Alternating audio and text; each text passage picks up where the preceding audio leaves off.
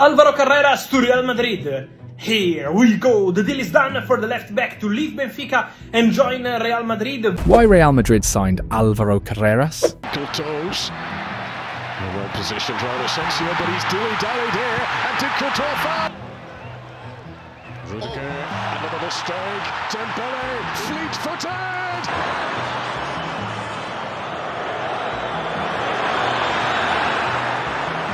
Lesson left Madrid's left flank in flames. A move was inevitable. Enter Carreras. €50 million, signed before Benfica even finished unpacking his bags. He's not just a left back, he can slide into a back three, perfect for Xabi's 4 or 5 man shifts. 7+ ball recoveries per game in Portugal, 42% of them in the opponent's half. Exactly the high press Madrid lacks. Yo tengo claro lo que debe hacer Xavi. Las estrellas que no quieren correr, al banquillo. Y si no, que levante la mano y que pida ser vendidas. Fran Garcia averages barely half that number, and the Bernabeu knows it. Carreras sprints like a winger, defends like a centre-half, and passes out of pressure as if the pitch were a chessboard. At Benfica, he arrived on loan in January, earned a permanent deal by April, and now jumps again. No ceiling in sight. The Spaniard even dared a warning. I can lock down Lamine Yamal. Madridistas, imagine that bravery when Barca roll into town. Sí, está haciendo un gran año, pero eso, seguimos a tope para poder bloquearlo bien y seguir trabajando en los demás 11.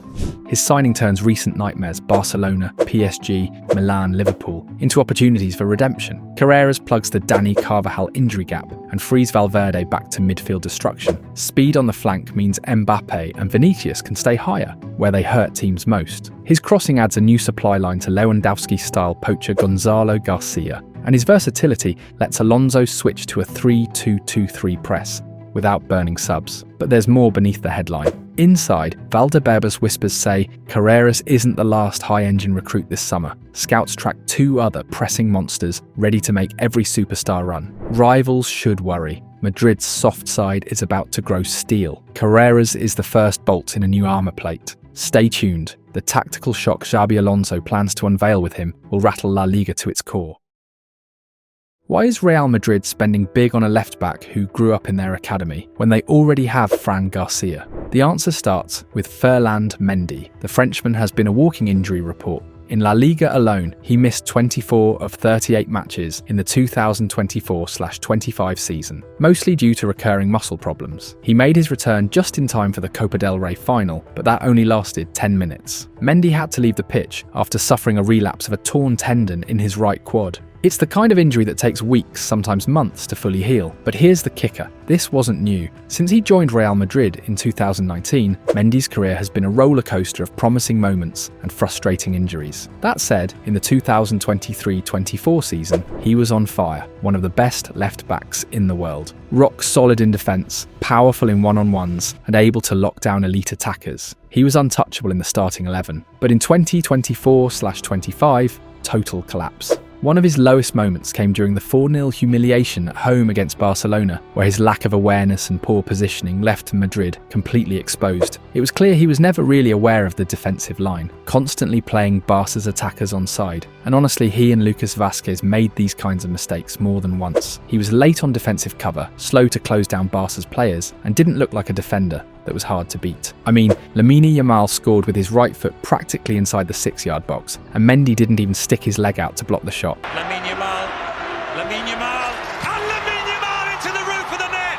He scored his foot. In total, he played just 12 league games this season. That's not enough. Not for a club like Madrid, not when you're trying to compete across 5 competitions. Sure, when Mendy's healthy and focused, he wins about 60% of his defensive duels, but that doesn't matter if he's barely on the pitch. So, the decision was clear. Madrid had to move on. The first move was putting full trust in Fran Garcia. Well, maybe trust isn't the right word. It was more like Madrid had no choice. He was literally their only natural left-back on the roster. But to his credit, Fran stepped up. A product of La Fabrica, he showed up consistently, playing 31 out of 38 La Liga matches and starting 24 of them.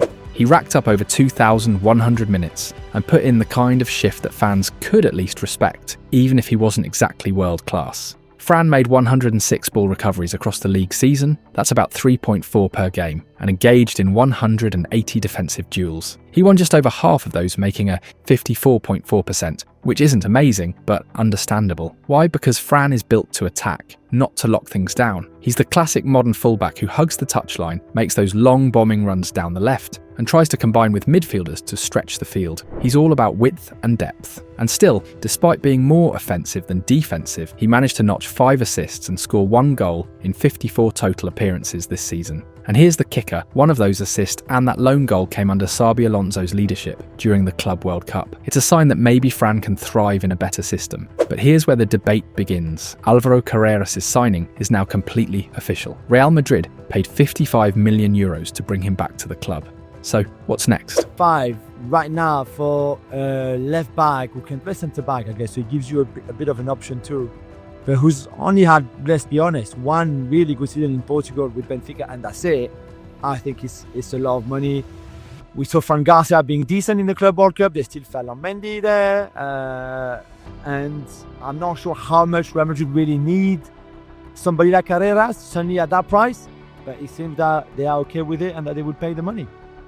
Xabi Alonso's arrival on the Real Madrid bench has sparked debate across every area of the pitch, and the defence is no exception. The lack of reliable backup centre-backs, combined with glaring mistakes by Rudiger and Asensio against PSG, has made it painfully clear. Madrid needs reinforcements at the back. Fran Garcia, for example, has been heavily criticised in the past for his lack of defensive consistency. But under Alonso, it's become clear that defence isn't what defines him, it's his attacking mindset. You see, Fran Garcia actually started his career as a left winger in Real Madrid's academy. Over time, he transitioned into a left back thanks to his incredible stamina and work rate. But defensively, he's always come up short. Fans have wanted him to defend like Mendy, but that's not who he is. He's not a lockdown defender who shuts down every attack. If you look at his heat map from the Club World Cup match against Dortmund, it tells you everything. He plays like a pure winger. His zone of influence looks nothing like a traditional fullback. It's all up the flank. And that's exactly the kind of profile Xabi Alonso wants in his system. His style, his attitude, his game, that's what fits.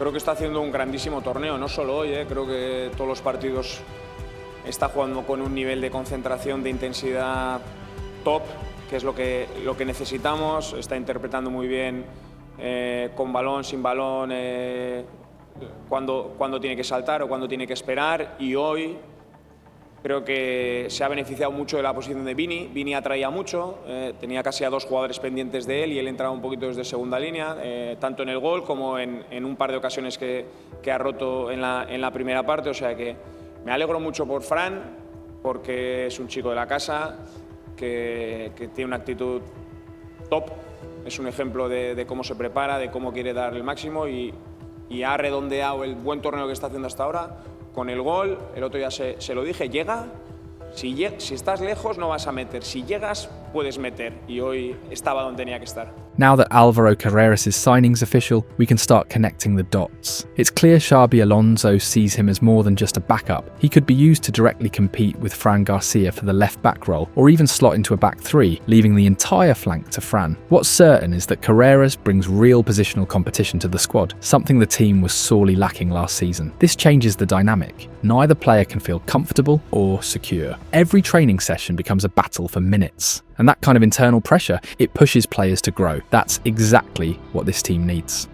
Fran, llevamos todo el verano con la posibilidad de que el Madrid fiche a Álvaro Carreras. No sé si te sientes poco valorado, porque tú la verdad es que siempre que sales cumples, Mendy está lesionado, ya llevas 2 temporadas en Madrid. No sé cómo vives tú todo esto. Yo lo vivo bastante tranquilo. Creo que al final el mundo del fútbol es eso, se habla mucho. No sé si se llegará a realizar una operación, si no, pero bueno, yo trato de estar tranquilo, dedicarme a lo mío, a trabajar para mí, para el equipo, tratar de dar lo mejor en cada día que me pongo esta camiseta y ojalá que bueno, pueda seguir haciéndolo durante mucho más tiempo, porque me siento bien, me siento cómodo y bueno, tratar de ayudar al equipo lo máximo posible. Alvaro Carreras isn't just any left back, he's a product of La Fábrica. Yo soy de esos que si se la merece hay que dársela. O sea, yo me quedé con la espinita de Manchester y, por ejemplo, ahora en Madrid estuve con un compañero, Raúl Asensio, que debutó, y estuve con él en las categorías inferiores y me alegro por todos los que le vayan bien y sé que si no es así, si no te la dan, vas a tener que salir y a demostrar. Fue mi mi situación, me tocó salir a demostrar a segunda, luego fui a Granada, tampoco cuajó muy bien, pero hay que salir a demostrar que si lo tienes, en cualquier momento lo van a ver.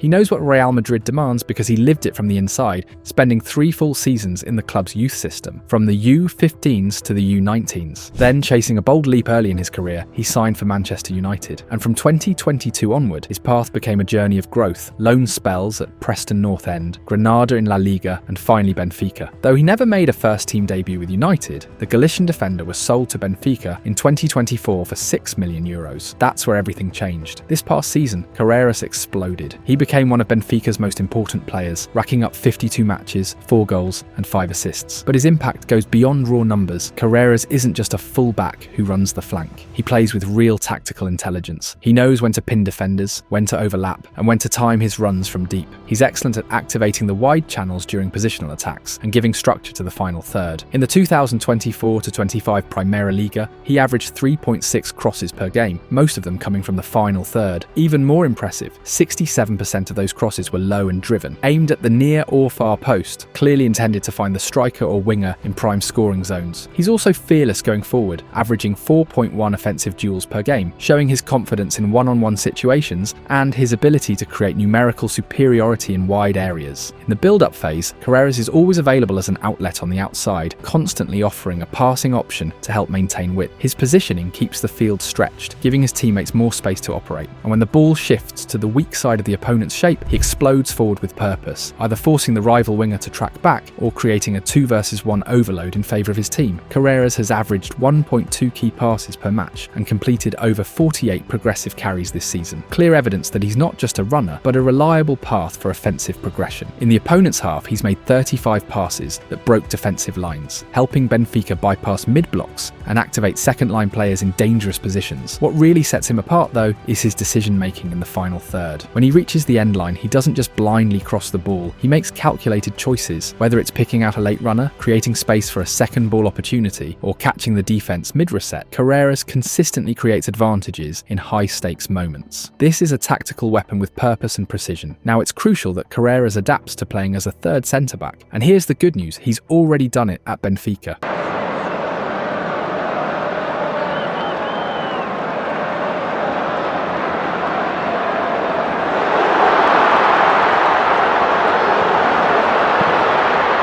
Against Atletico Madrid last October, Carreras was used exactly in that role. He lined up as a situational wide centre-back alongside Nicolas Otamendi and Araujo. In that setup, his presence allowed the opposite full-back, Alexander Barr, and the near-side winger, Kerem Aktürkoğlu, to push higher up the pitch. From a Real Madrid perspective, that kind of structure is incredibly promising. Picture this, Carreras on the left of a back three, paired with a strong central presence like Antonio Rudiger, Eder Militao, or even Aurelian Tchouameni, who already showed promise in that role during the Club World Cup. Add in the speed and quality of Dean Huijsen, and suddenly you've got a backline that opens up the field for Trent Alexander-Arnold to drive down the right, while Vinicius Jr. and Mbappe drift toward the left to overload and combine. What's even more encouraging is how naturally Carreras fit into that role against Atleti Agüero. Completed 74 of 78 passes, won all 8 ground duels, shut down wide channels defensively. In other words, he showed the maturity, positional sense, and technical confidence to function as both a defender and an outlet in build-up. Even when taking on a more defensive role, Carreras didn't lose his impact going forward, much like how Joško Gvardiol has been used at Manchester City this season. Operating on the left side of a back three in possession, his positioning can feel restricted, but when space opens up, a powerful, confident ball carrier like Carreras can exploit it and tear through the opposition's shape. It's a demanding role. It requires Carreras to be sharp with his passing, to pick the right moments to push forward, and to cover a ton of ground behind him if the ball is lost. But he's got the tools. His recovery speed is solid, he's comfortable defending in wide areas, and he enjoys physical duels with tricky wingers. Carreras defends with grit and intensity. He's aggressive, sometimes too aggressive. He'll overcommit now and then. There will be fouls, yellow cards, and moments where quick-footed wingers anticipate his press and get past him. That comes with the territory. But overall, his style works, especially when he times it right and cuts off passes before they even reach the winger. And most importantly, he's already proven he can handle elite talent. Un gran año, pero eso, seguimos a tope para poder bloquearlo bien y seguir trabajando en los demás 11. Carreras held his ground against Lamine Yamal last season. He battled Monaco's Maginas Akliouchi and even went toe-to-toe with Bayern Munich's Michael Olise in the Champions League. He's proven that he can be trusted to lock down the left flank on his own. That rare blend of attacking confidence with the ball and defensive grit without it makes Carreras a true multi-role asset. Still, this is where the uncertainty creeps in. No one really knows exactly how Xabi Alonso plans to structure his new Real Madrid, and that's where the tension lies, because Carreras is walking into a system in transition. What's clear is that he'll likely defend as part of a back four, but attack in a back three. A likely base would be Carreras as the left-sided centre-back in possession, just as we mentioned earlier. Here's the hard truth. Carreras is a complete player, but he's still only 22 years old, with just one full season of elite-level football under his belt. And Real Madrid isn't known for easing players in. A €50 million price tag isn't the kind of investment you make for a backup. So let's be honest, he might not just compete with Fran Garcia, he might surpass him in minutes. There are several tactical setups where Carreras could shine under Xabi Alonso. One option is a 4-2-3-1 that allows Trent Alexander-Arnold to push forward aggressively on the right, with Huijsen and Rudiger anchoring the centre. This would let Tchouaméni and Valverde form a solid double pivot, or perhaps Valverde and Güler if Alonso wants more creativity. Ahead of them, Vinicius could start on the left, Mbappe as the 9 and Mastantuono or Brahim Diaz on the right, with Bellingham in the 10 role. This setup would give both Alvaro Carreras and Trent Alexander-Arnold the freedom to own the flanks, providing width and depth, which opens up the half spaces for midfielders and for Bellingham to attack between opposing fullbacks and centre-backs. That way, the wingers can drift into more central zones and create overloads where it matters most. Having two fullbacks with such strong attacking profiles on either side would make Real Madrid far more unpredictable going forward. The offence could become more fluid, harder to read, and more dangerous. But here's the problem. After what we saw against PSG, using a flat back four might not be the right solution for this squad. The other option, a 5-3-2. And honestly, it might be the most balanced setup for this squad. Three centre-backs, Huijsen, Tchouaméni and Rudiger, would give the team a rock-solid spine. And with that defensive structure in place, the full-backs, Alvaro Carreras on the left and Trent Alexander-Arnold on the right, would finally have the freedom they need to fly forward without constantly looking over their shoulder. Absolutely, Alvaro's strong defensive ability is a big plus, and that brings us to the next key point. High pressing, and that's the real difference between Carreras and Fran Garcia. En mi opinión, dos laterales muy similares, con un perfil bastante similar, que quizás Fran tiene cosas que Álvaro no tiene a nivel ofensivo, y a nivel defensivo Carreras tiene cosas que Fran no tiene. This is where Alvaro Carreras becomes more than just a smart signing. He becomes a perfect tactical fit. Carreras thrives in high-pressure systems. He's not just fast, he's aggressive, smart and proactive. He knows exactly how to shut down passing lanes and close down opponents along the flanks. In Portugal, he averaged 7.2 ball recoveries per match, and nearly half of them came in the opponent's half, specifically between the left wing and inner channels. That's not just effort, that's elite awareness and anticipation. When his team is defending in a high or mid-high block, Carreras is the one who pulls the trigger on the press. He starts the defensive cage from the left, pressing hard while triggering the interior midfielders and wingers to join the trap. That cage he creates forces opponents into panic mode, either coughing up the ball or being completely shut down before they can build anything meaningful. And the most impressive part, he doesn't lose structure. Even when pressing aggressively after a turnover, Carreras doesn't chase blindly. He reads body language, stays in shape, and makes clean steals. This kind of smart, organised pressing is exactly what Xabi Alonso wants from his team. He wants to dominate the midfield, not just with the ball, but with relentless pressure. And Carreras is built for that kind of football. Signing Alvaro Carreras might just be one of the smartest moves Real Madrid has made in recent years. No, Carreras isn't a global superstar. He's not flashy. He's not all over social media. But what he is exactly what this team needs right now. A hard-working, balanced, and humble footballer. He's solid defensively, dangerous in attack, and always puts the team first. While others chase fame, Carreras grinds. That mentality is what made him stand out in Portugal, and now it's what's brought him home to Madrid. Carreras waited patiently for his shot at the Bernabeu. He believed in the club, and now the club believes in him. Some might say having three left-backs is overkill, but the truth is clear. The real competition will be between Fran Garcia and Alvaro Carreras, two products of La Fabrica, two players who bleed white, not because of the trophies, but because of their roots. This isn't just about fresh legs, it's about a new mindset. In a team full of egos and inflated reputations, Carreras is a reminder that football is still about heart, work ethic, and playing for the crest. In a moment of crisis, Madrid doesn't need more noise, it needs players like Carreras.